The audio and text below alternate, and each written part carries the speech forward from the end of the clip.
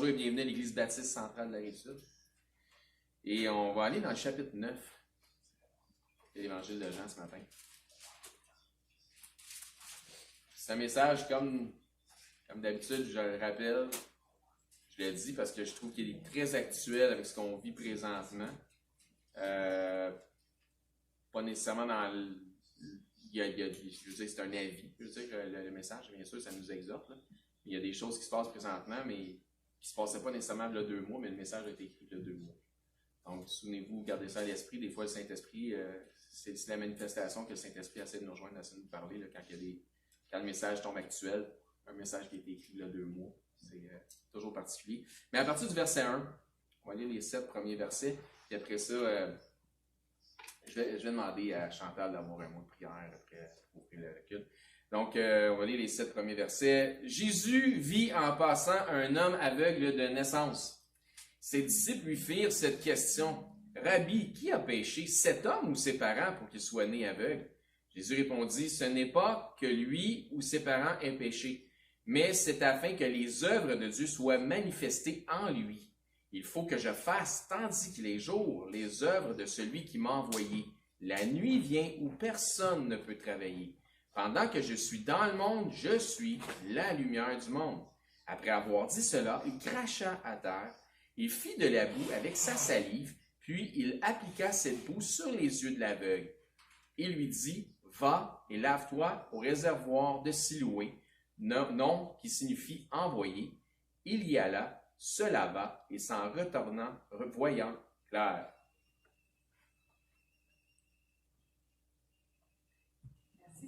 Amen.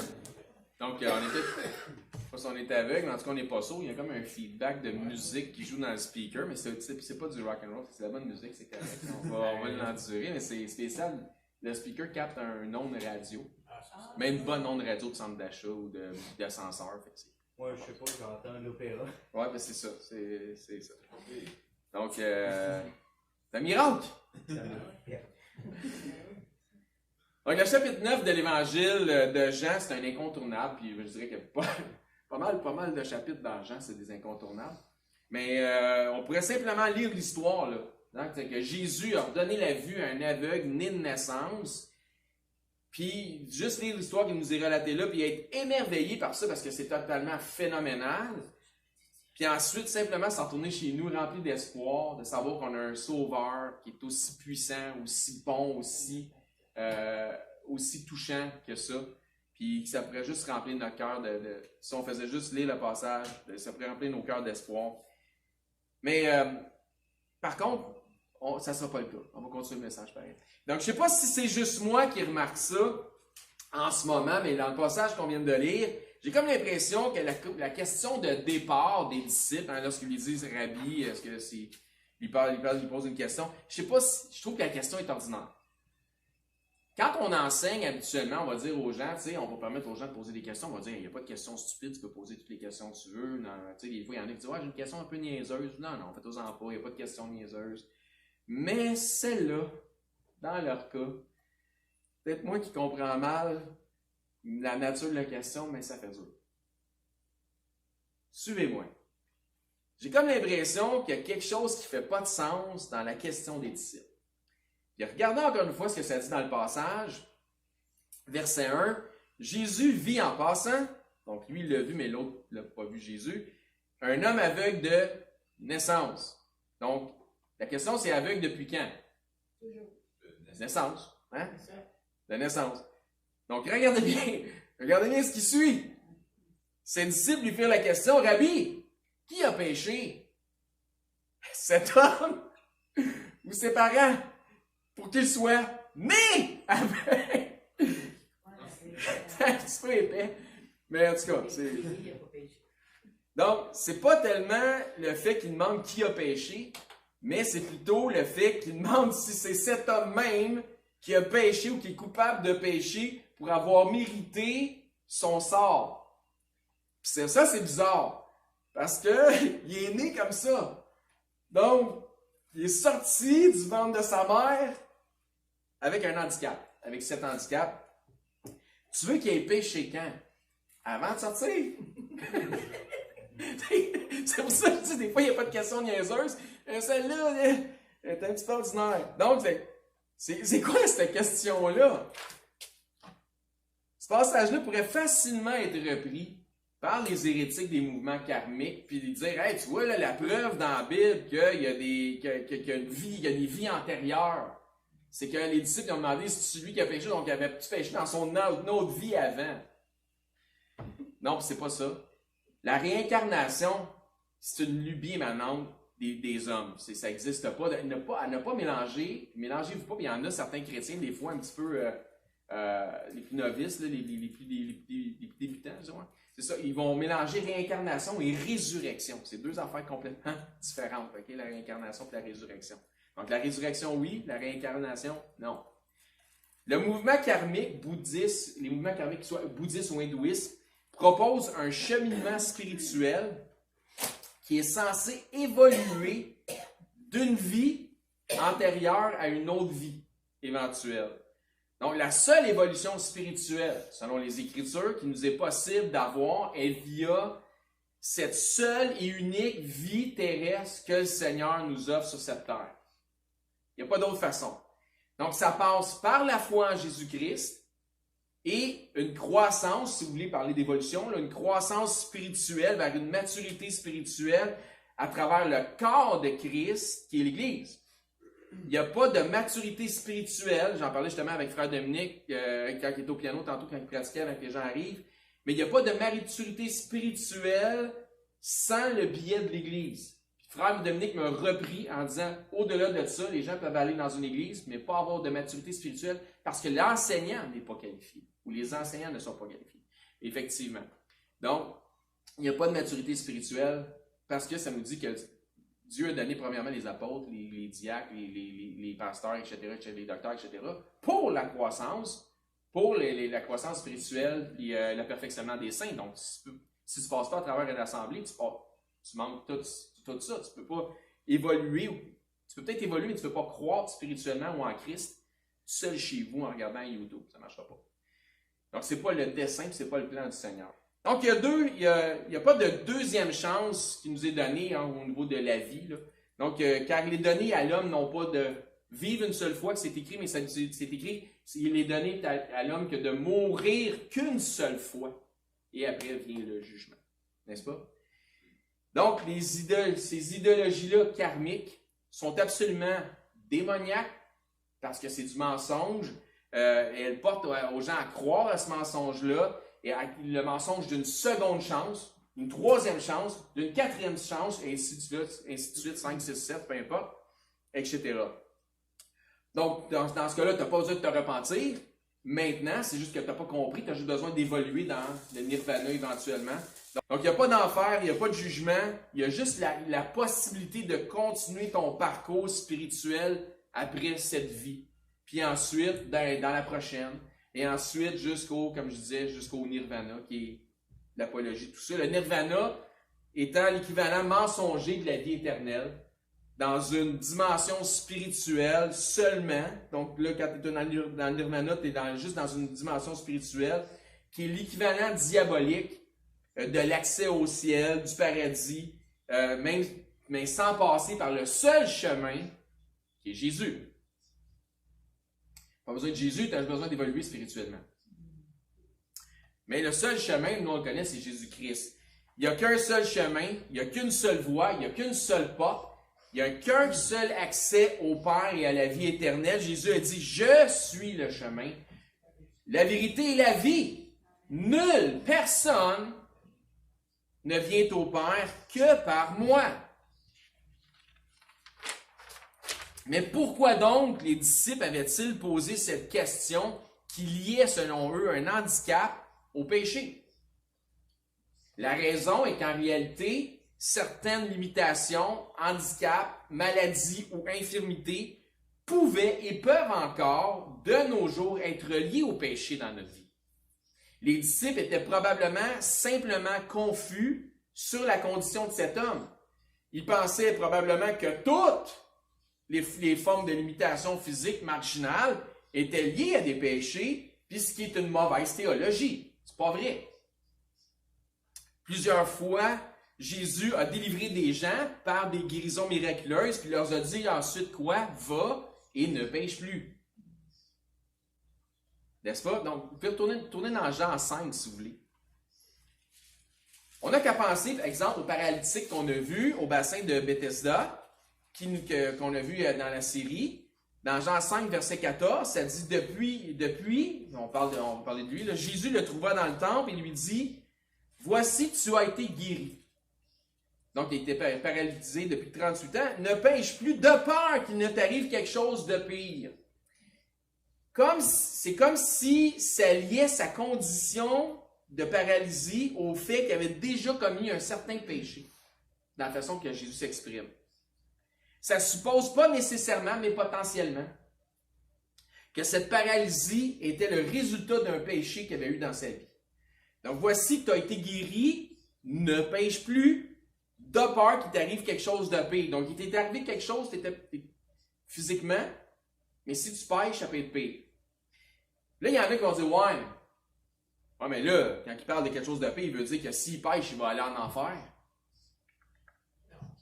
Mais ça ne fait pas de sens. Ça, c'est encore une autre mauvaise théologie.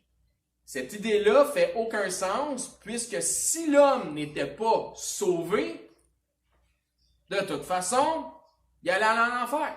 Ça ne changeait rien, ça. Avec une vie exemplaire, parfaite, ou de débauche, des perversions totales, le résultat aurait été le même s'il n'est pas sauvé. Bon, les œuvres, bonnes ou mauvaises, de cet homme n'auraient rien changé, n'auraient pas fait de différence sur sa destinée éternelle.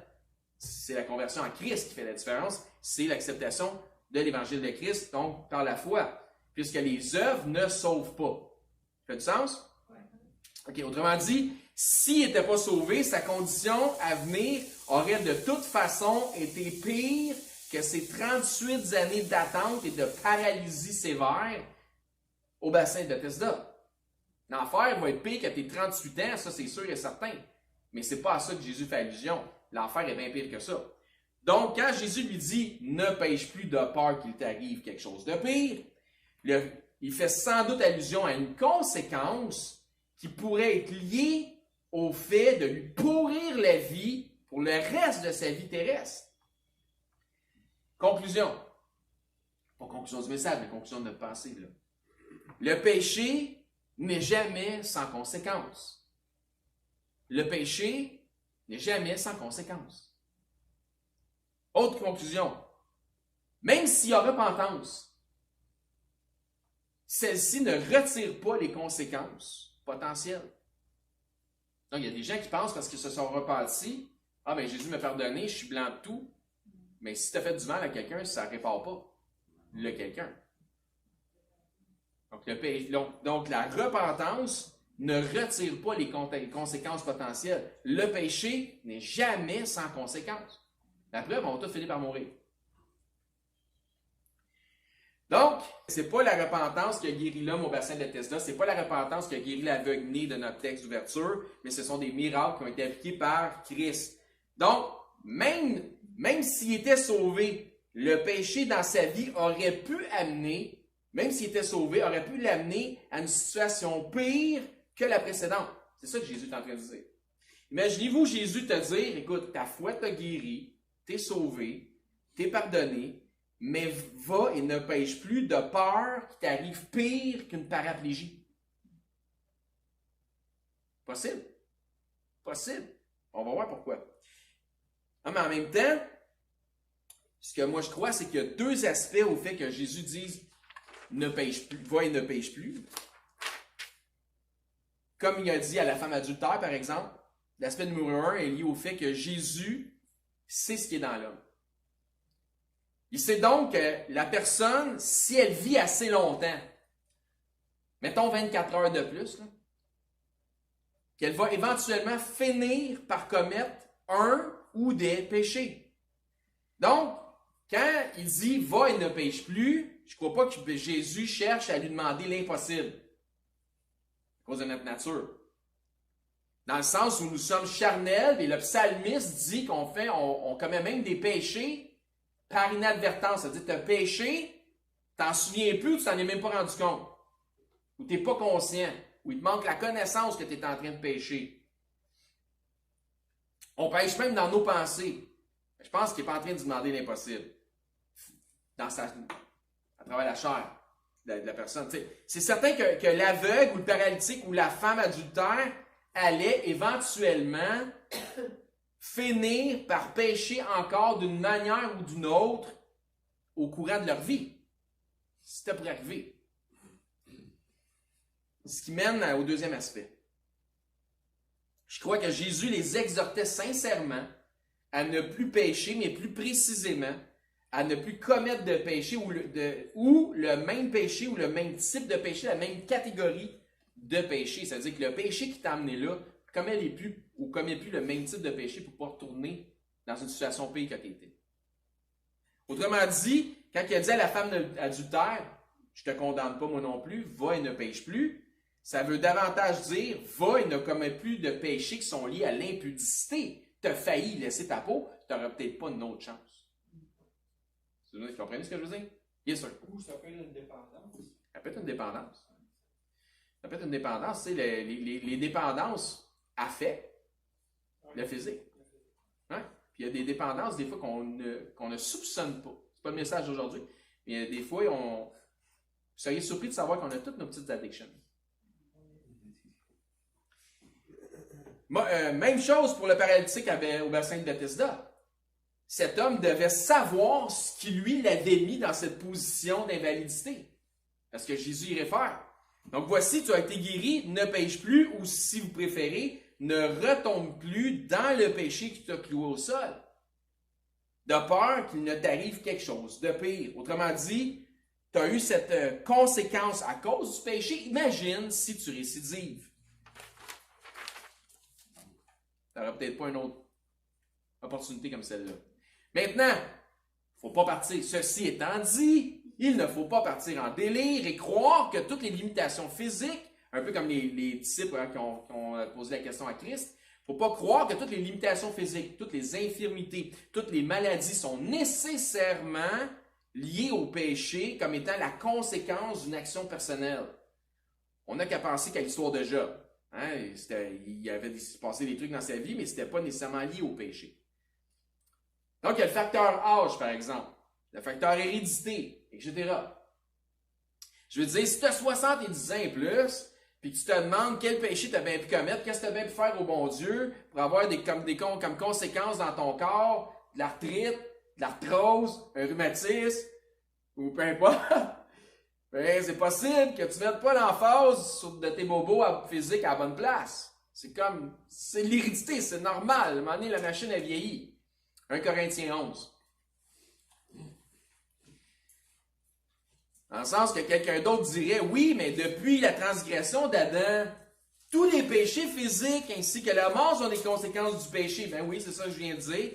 C'est pas faux, parce que c'est de l'hérédité. C'est une forme d'hérédité, justement. 1 Corinthiens 11, verset 27. Puis là, je vais vous proposer, suggérer fortement d'être très attentif à ce qui s'en vient dans cette partie-là du message, parce que la semaine prochaine, on prend la communion. Donc, je vous invite à être tous ici. La communion, on devrait tout faire pour être ici quand il y a la communion. On va parler un petit peu de ça. Donc, encore une fois, je vous exhorte fortement à être ici et à être très, très attentif. Ayez des oreilles pour entendre. Parce qu'on fait ça la semaine prochaine. À partir du verset 27, on va lire quelques versets. Ça dit, c'est pourquoi celui qui mangera le pain et boira la coupe du Seigneur indignement sera coupable envers le corps et le sang du Seigneur. Donc, coupable ici signifie, sans se tromper, coupable d'un péché. Pas coupable de quelque chose, coupable d'un péché. Verset 28, que chacun donc s'éprouve soi-même et qu'ainsi il mange du pain et boive la coupe. Donc, s'éprouver, pourquoi? Afin de ne pas aller plus loin dans notre péché. À un moment donné, regarde-toi comme il faut, là, regarde où tu t'es rendu, regarde ce que tu fais, regarde ce qui se passe, puis il faut que ça arrête. Éprouve-toi toi-même. Tu es déjà dans une tangente du péché, ne t'enfonce pas plus creux, puis n'ajoute-en pas. Éprouve-toi toi-même. Verset 29. Car celui qui mange et boit sans discerner, donc par un manque de discernement, sans discerner le corps du Seigneur, mange et boit un jugement contre lui-même, contre sa propre personne. Pas contre le reste, contre sa propre personne. Le corps du Seigneur, le corps, donc quand il est sans discerner le corps du Seigneur, mais le corps du Seigneur, c'est quoi? C'est le corps qui est l'Église, qui est l'Assemblée, donc les membres qui doivent être parfaitement un, là, de ça qu'on parle. Donc il dit, si tu es un membre de l'Assemblée, mais que de toute évidence, tu sais que tu n'es pas en unité avec ton corps local, tu es déjà dans le péché. Tu es coupable d'eux. Tu es déjà dans le péché. Car cet esprit va à l'encontre de la volonté du Père et du Fils. Puis si tu fais quelque chose qui est en l'encontre de la volonté, tu pêches. Ça fait du sens? Okay? Parce que commettre un péché, c'est de faire quelque chose qui va dans le sens contraire de la volonté de Dieu. Ça, c'est un péché. Car la volonté divine est que nous soyons un en Christ. Comme le Père et le Fils sont un. Là, c'est à savoir, individuellement et globalement, est-ce qu'on veut vraiment accomplir ça? On devrait. À ce moment-là, si tu ne fais pas un, si tu n'es pas en unité avec ton corps local, repens-toi. Car si tu prends la communion comme dans union commune, communion, si tu prends la communion avec un esprit de division, ben tu devrais absolument t'abstenir. Tu es mieux de ne pas la prendre à ce moment-là. Mais le but, c'est pas que tu t'abstiennes. Le but, c'est que tu apprennes. Parce que l'abstinence veut dire qu'il y a un problème, tandis que la participation veut dire que c'est l'unité. Fait-tu du sens? Donc, si tu ne te repens pas ou si tu ne t'abstiens pas, tu prendras la communion avec un manque de discernement. Tu ne discernes pas le corps du Seigneur et le fait que tu dois faire l'unité. Et ainsi, tu t'exposeras à des conséquences physiques potentiellement graves. 1 Corinthiens 11, verset 30, ça dit « C'est pour cela qu'il y a parmi vous beaucoup d'infirmes et de malades, et un grand nombre sont morts. » Pas un petit nombre, un grand nombre. C'est peurant. Donc, n'ajoute pas l'insulte à l'injure, n'ajoute pas péché par-dessus péché, sinon, dans certains cas, Dieu, afin de garder son Église pure et sans tache, devra peut-être faire du ménage. Tu n'es pas en unité et, en plus, si tu prends la communion, tu oses mentir au Saint-Esprit et à tes frères en faisant croire, en prenant la communion, que tout est beau, tout va bien, en prenant la communion quand même. Ça se pourrait que tu sois temporairement dans l'obligation de rester chez vous afin que tu comprennes si le Seigneur te châtie, puis c'est ça qu'on va voir. Pousse pas trop ton manque de discernement parce que la prochaine étape, elle pourrait être grave. Ça va jusqu'à la mort. Quelle est donc la solution? C'est ça, il faut mettre en face, il faut être en mode solution, pas en mode problème. Est-ce que c'est l'esquive et ne pas prendre la communion jamais? Tant que ça, je ne la prendrai jamais, je ne prendrai pas de chance. Non, c'est le contraire, la volonté du Seigneur. Voici la solution au verset 31.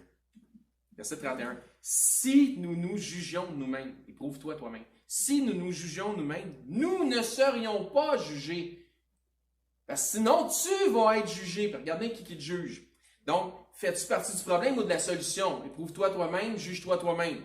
Verset 32. Mais quand nous sommes jugés, parce que sinon tu vas être jugé si tu n'es pas jugé toi-même, nous sommes châtiés par qui? Qui châtie? Qui juge? Ah oui, Seigneur. Donc, maladie, etc.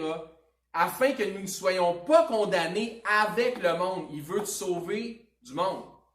Il veut te faire comprendre, il t'aime, il va te châtier, puis ça peut être une conséquence physique. Donc, voyez-vous, si le Seigneur a besoin d'apporter un jugement sur nous, vous pouvez aller dans Actes chapitre 5 si vous voulez. Si le Seigneur a besoin d'apporter un jugement sur nous à cause de nos péchés, il devra nécessairement nous châtier. Donc, je ne sais pas si vous comprenez le lien ici avec « va et ne pêche plus ». J'espère, parfait, amen. OK, d'accord. Donc, Acte 5, verset 1, on va lire quelques versets, on va lire quand même quelques versets dans Acte 5. Donc, on va voir un exemple justement de manque d'unité de mensonges et de châtiments. D'accord? Donc, on continue, c'est la suite de toutes choses. Mais un homme nommé Ananias et Saphira, sa femme, vendit une propriété. Donc, je vais vous expliquer un peu l'histoire, là. Et retint une partie du prix, sa femme le sachant, puis il apporta le reste et le déposa au pied des apôtres. Donc, je vous explique. Donc, il y a des besoins dans l'assemblée à Jérusalem. Et ceux des chrétiens qui sont là commencent à vendre leurs possessions pour aider l'ensemble de ceux qui sont en train de perdre leur travail, perdre ci, perdre ça, parce qu'ils sont châtiés, parce qu'ils ont choisi de suivre Christ. Donc, ils veulent mettre un peu leurs ressources en commun pour aider tout le monde. Donc, il y en a qui ont des propriétés. Il y a un couple qui dit, par exemple, on va vendre notre propriété, puis le montant que le Seigneur va nous donner, donc c'est un surplus pour nous, on va l'emmener, puis on va le donner au Seigneur, on va le mettre au pied des apôtres pour faire la distribution, puis aider dans l'ensemble. Donc, ils prennent un engagement. Puis quand tu prends un engagement devant le Seigneur, la suggestion très forte, c'est respecte ton engagement. D'accord? Donc, le Seigneur nous dit, t'es mieux de ne pas prendre d'engagement puis de ne pas le respecter, que prendre un engagement, pardon, et de ne pas le respecter, parce que là, justement, tu peux être en trouble avec Dieu. On continue. Verset 3, Pierre lui dit, Ananias, pourquoi Satan, donc il y a quelque chose de satanique, quelque chose de diabolique là-dedans, quelque chose qui est mensonger, pourquoi Satan a-t-il rempli ton cœur au point que tu mentes, donc le père du mensonge, au point que tu mentes au Saint-Esprit et que tu n'aies retenu une partie du prix du champ?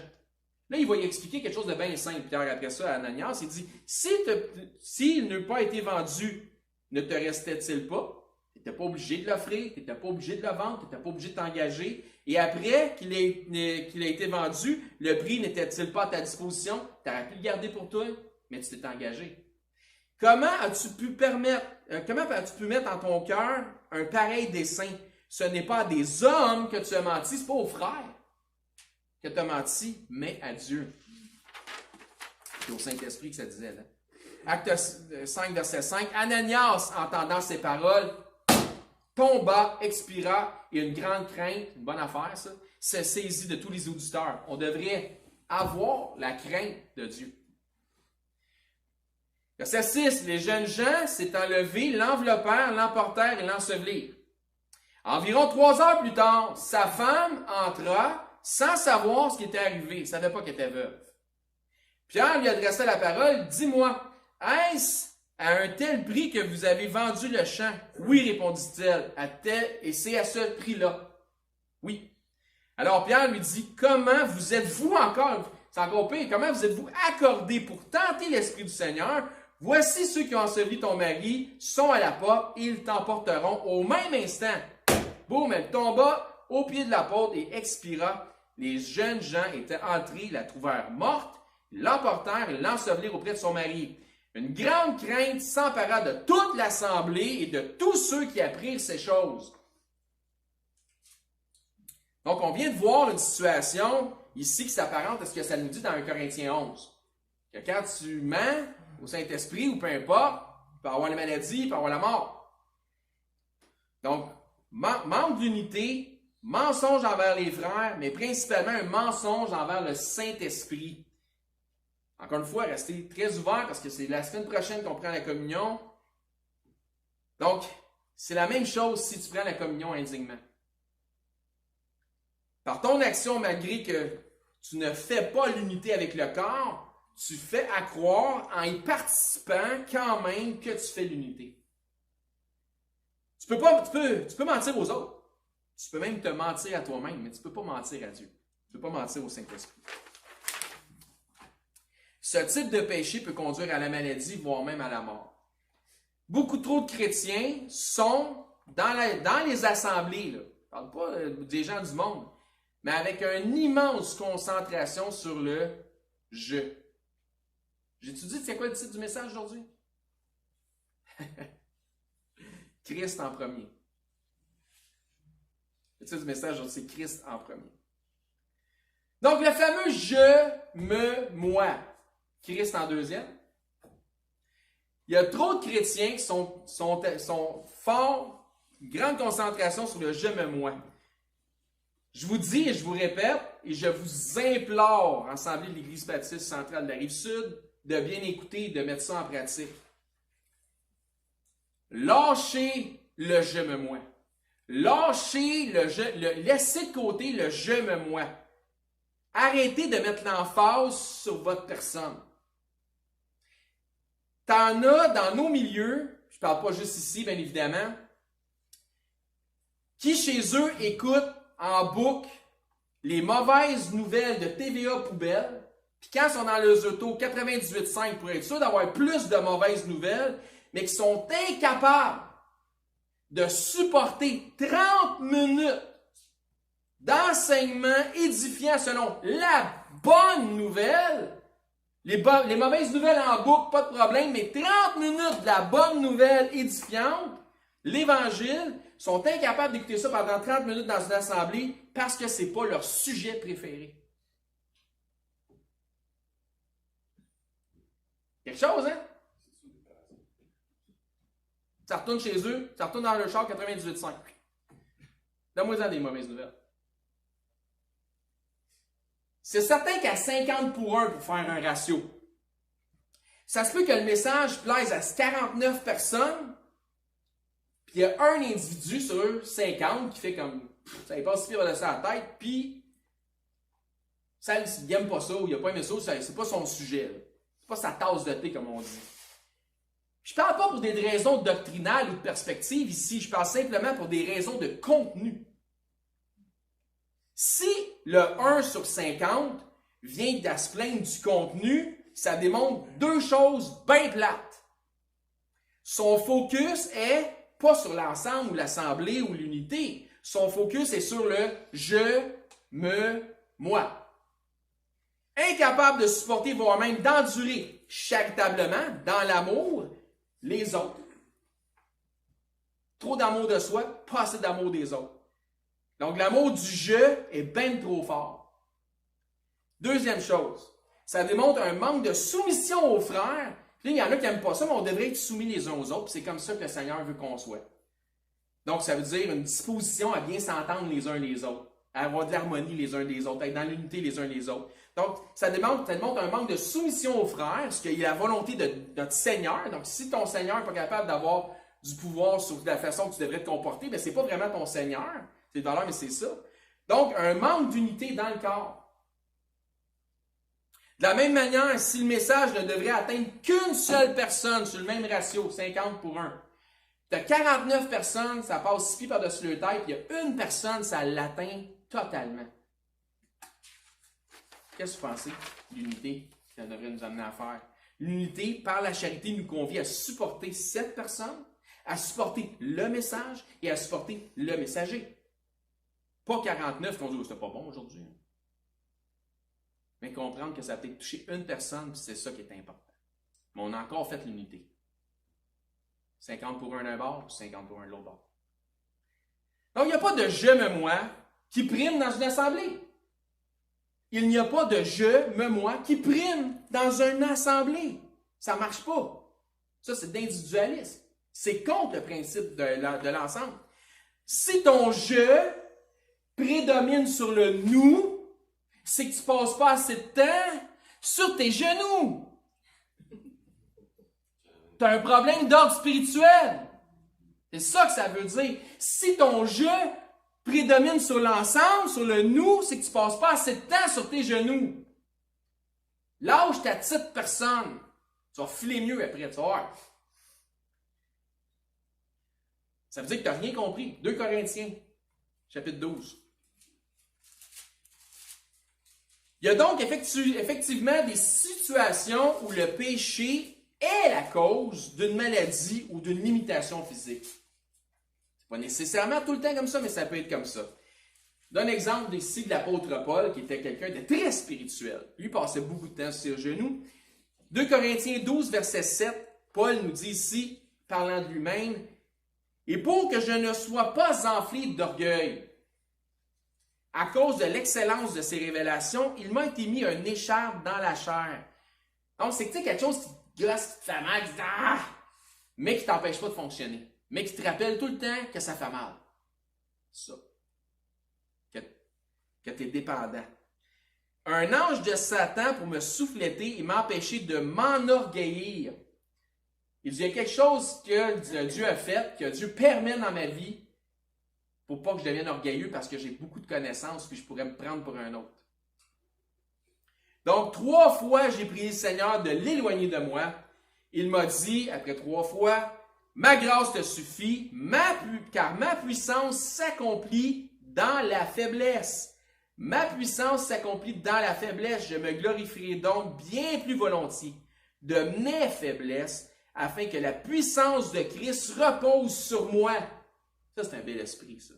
Donc, mon ego de côté, Christ en premier. Paul exprime ici une limitation physique nécessaire et utile dans son cas et permise par Dieu, parce que Dieu sait, Dieu permet, et Dieu est en contrôle de tout, afin qu'il ne sombre pas dans le péché de l'orgueil et de la connaissance.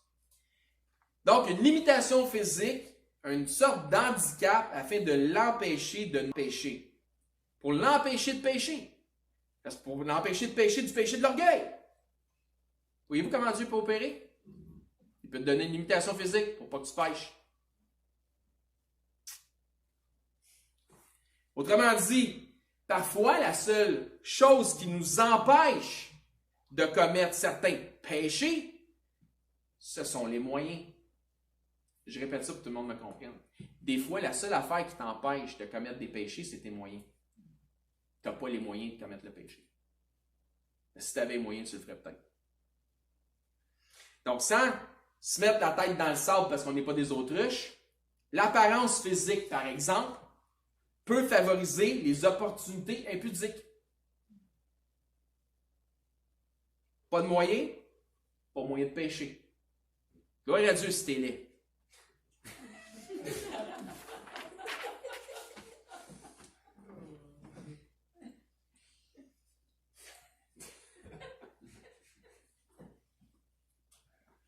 Je visais pas personne, sauf, non, c'est pas vrai. Non, mais dans un même chose dans un autre sens. Le manque de moyens peut favoriser une vie de sainteté.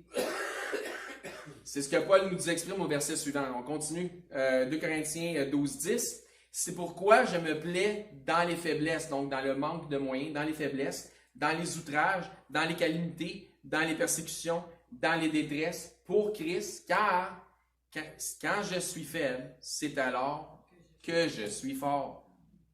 C'est quand je suis laid que je suis beau. Okay? Le je, moi, l'orgueil, l'homme charnel, prend trop souvent de place en nous, le vieil homme. Là. Celui dont on devrait avoir été dénaturé parce qu'on a revêtu une nouvelle nature, parce qu'on a revêtu Christ, parce qu'on est une nouvelle créature. Donc, ce fameux vieil homme-là, cette fameuse partie charnelle, ne laisse pas assez de place pour Christ, et Christ devrait être en premier. On va retourner dans l'évangile de Jean.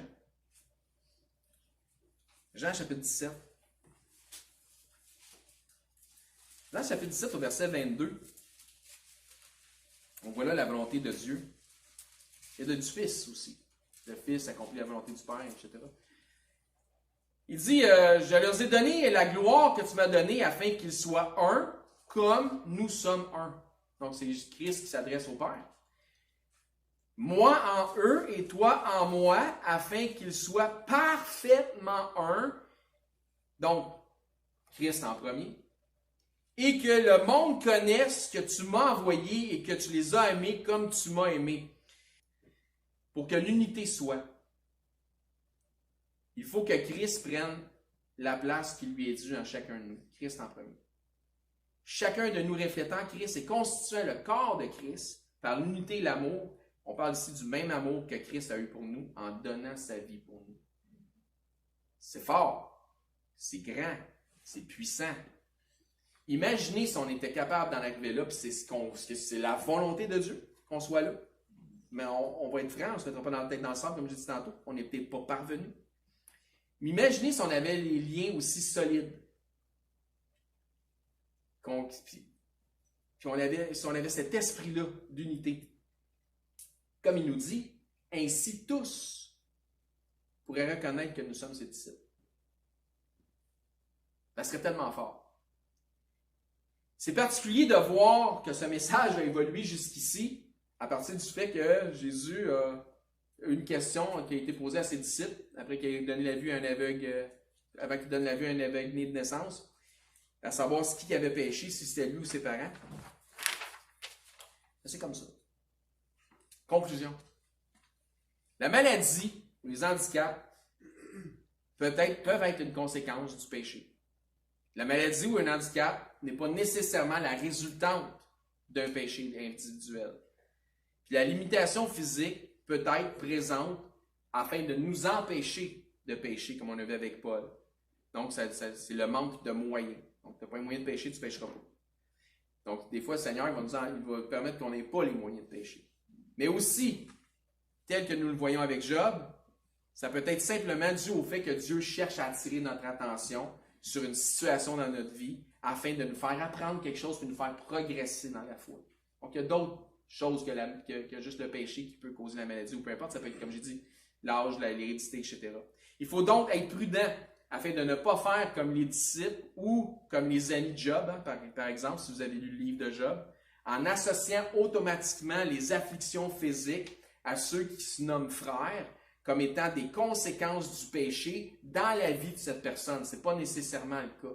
On commence à pointer du doigt, et regarde ta poudre dans ton œil avant de regarder la poudre dans l'œil de l'autre, des fois. Là. Quoi qu'il en soit, nous ne voudrions certainement pas que quelqu'un d'entre nous subisse un châtiment de la part du Seigneur pour avoir indignement, par un esprit de division, pris quand même part à la communion. C'est pour ça que ça dit, exhortez-vous vous-même. Ce n'est pas à nous autres à exhorter, à juger l'autre, juge-toi toi-même. Ce n'est pas à nous autres à éprouver les autres, éprouve-toi toi-même. C'est ta responsabilité individuelle dans le corps. Donc, soyons tous présents. Je vous exhorte encore la semaine prochaine. Soyons prêts. On a une semaine de se préparer pour être certain que tout est en ordre avec le Seigneur dans notre cœur, si on fait partie du problème de la solution en ce qui concerne l'unité dans le corps. Donc, soyons tous présents par la charité, soyons prêts à prendre dignement et avec discernement la communion à venir la semaine prochaine. Ça fait du sens? Amen? Okay, good. Ben, je vais demander à Karine de nous fermer ça en prière, s'il vous plaît. C'est pas la repentance qui a guéri l'homme au bassin de Bethesda parce qu'il ne savait même pas c'était qui le gars qui l'avait guéri. Fait qu'il ne s'est pas repenti en Jésus, il n'a pas confessé Jésus-Christ comme son Seigneur et Sauveur. Mais ce sont les miracles. Non, puis non plus, c'est pas la repentance qui a guéri l'aveugle-né qu'on a vu au départ non plus, mais ce sont des miracles appliqués et accomplis par Christ qui ont guéri ces hommes. Donc hey, y a-tu quelqu'un qui peut vraiment fermer la trappe? Karine, sais-tu comment ça marche? Y a-tu quelqu'un qui sait comment faire? Dis-moi un piton n'importe lequel, m'en fous, là. Non, attendez. Bon, mais Marc, c'est réglé, là. C'est fin, Marc. Non, la Castafiore, elle va faire. T'entends ça. Oh! C'était beau, mais pas tant que ça. Non. T'es rendu où, là? On recommence. Bonjour, bienvenue à l'Église baptiste. Le péché n'est jamais sans conséquence. Amen! Donc, le péché n'est jamais sans conséquence. Donc, qu'est-ce que c'est?